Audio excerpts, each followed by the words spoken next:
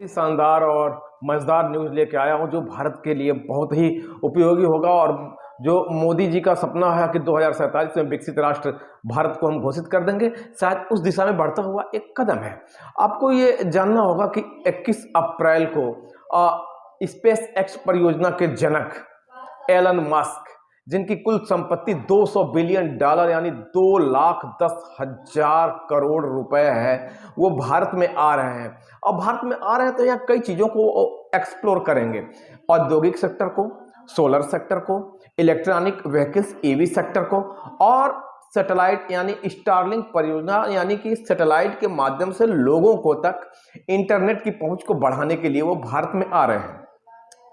अब आपको एक न्यूज जानना होगा कि एलन मस्क बहुत ही महत्वाकांक्षी इंसान है।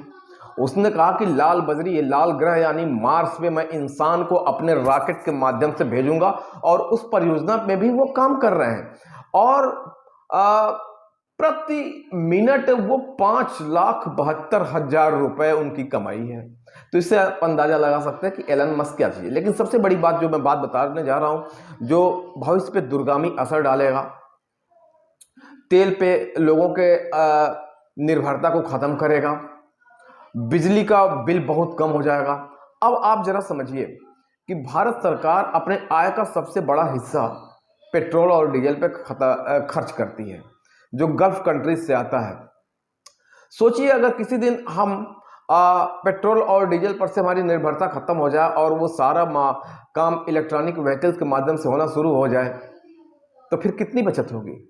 फिर क्या स्थिति होगी खाड़ी देशों की। खाड़ी के देश जो आज के 50 साल पहले थे, जब तेल की खोज वहां पे नहीं हुई थी, जो कंडीशन उनकी वो थी, शायद वहां वो पहुंच जाए। हालांकि वो लोग भी चालाक लोग हैं, वो समझ गए हैं कि दुनिया इलेक्ट्रॉनिक व्हीकल की तरफ जा रही है। इसलिए सऊदी अरबिया हुआ, दुबई हुआ, कुवैत हुआ, यूएई हुआ, इन्होंने अब टूरिज्म को प्रमोट करना शुरू कर दिया है। अर्थात अपने पूरे देश की इकोनॉमी को वो टूरिज्म बेस्ड इकोनॉमी बनाना शुरू कर दिया। वो जानते हैं कि आज नहीं तो कल तेल पर से पूरी दुनिया की निर्भरता खत्म हो जाएगी। तो एलन मस्क का आना भारत में बहुत बड़ा न्यूज है। और स्टारलिंक परियोजना के लिए देखिए, भारत की जो दूर संचार कंपनी विभाग डाट है, उसने उनके आने के पहले ही स्टारलिंक परियोजना को मंजूरी दे दी। यानी कि अगर आप हमारे वहां सैटेलाइट के माध्यम से नेटवर्क, आप हमें इंटरनेट की सुविधा प्रोवाइड कराना चाहते हैं, तो इसके लिए आपको मोस्ट वेलकम। अब देखिए, भारत के माध्यम से अगर वो इलेक्ट्रॉनिक व्हीकल बनाते हैं तो वो बहुत दूरदर्शी इंसान है।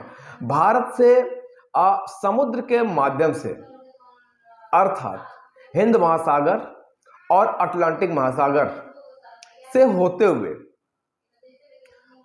ये अफ्रीका पहुंच जाएंगे। अफ्रीकी देशों में अपने मोटर वाहन का ये मतलब उतना सेलिंग करेंगे। और ये ऐसे इलेक्ट्रॉनिक व्हीकल्स बनाने जा रहे हैं जो वास्तव में खर्च में बहुत कम होगा। बहुत कम खर्च में ये इलेक्ट्रॉनिक व्हीकल बनाने जा रहे हैं जो हर व्यक्ति अफोर्ड कर सकता है, क्योंकि ये इनकी बहुत ही महत्वाकांक्षी परियोजना है।